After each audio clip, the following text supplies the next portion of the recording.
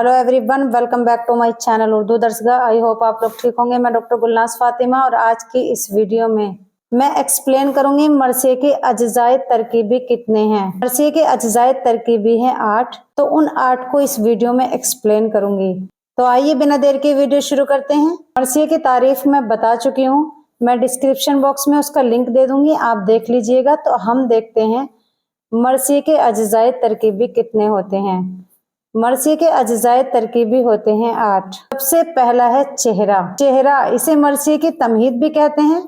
तमहीद का जो मौजू होता है वो मरसिए के असल मौजू से अलहदा होता है, यानी अलग होता है।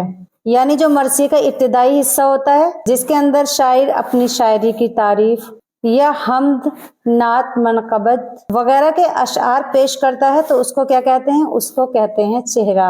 और सेकंड देखते हैं क्या है? सरापा। इस जुज में मरसिए के हीरो के खद्दोखाल, कद्दोकामत और उसकी दूसरी खूबियों का जिक्र किया जाता है।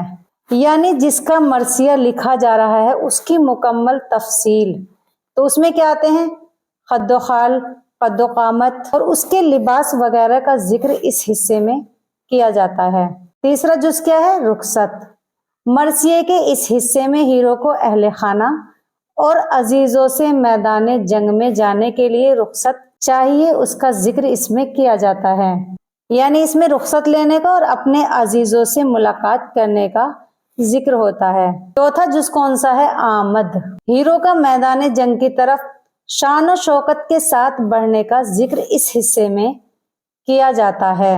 और इसके अलावा इस ज़िम्न में उसके घोड़े वगैरह की भी तारीफ की जाती है। किसमें? आमद में। पांचवा देखिए रज्ज। हीरो इस हिस्से में अपने बुजुर्गों के कारनामों, खानदानी ताल्लुकात और अपनी जंगी महारत वगैरह का बयान करता है। यानी इस हिस्से में हीरो अपने नसब और असलाफ के कारनामों और जंग में अपनी महारत का जिक्र करता है। छठा जुज कौन सा है? जंग। मरसिए के इस हिस्से में मैदान जंग के अंदर लड़ाई का पूरा समा जो खींचा जाता है, तलवार और घोड़े वगैरह की तारीफ के साथ हीरो की शजात यानी बहादुरी का मरसिए निगार इस हिस्से में जिक्र करता है। इसके अलावा हीरो के दुश्मन की फौज से या फौज के किसी खास फर्द से जंग का बयान इस हिस्से में मज़कूर होता है। किस हिस्से में? जंग।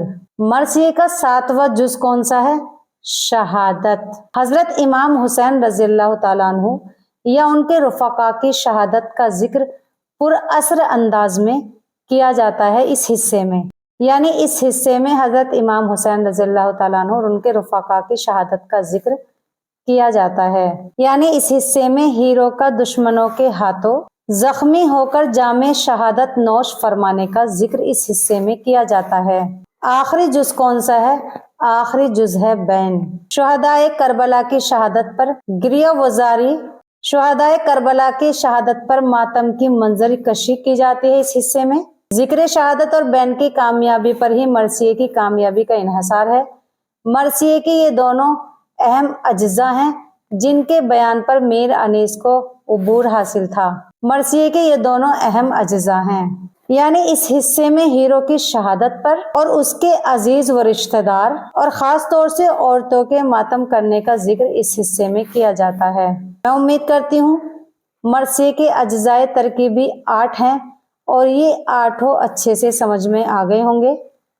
अगर आप लोगों को हमारी इन तमाम वीडियो से थोड़ा सा भी फायदा होता है तो आप लोग हमारे चैनल उर्दू दर्सगाह को जरूर सब्सक्राइब करें और बेल आइकन को प्रेस कर लें और अपना फीडबैक याद से जरूर दें। और मुझसे कोई गलती हो जाए तो प्लीज मेरी इस्लाह भी किया करें। नेक्स्ट वीडियो में फिर हाजिर होंगे एक और वीडियो के साथ। तब तक आप लोग अपना ख्याल रखें, खुश रहें। अल्लाह हाफिज।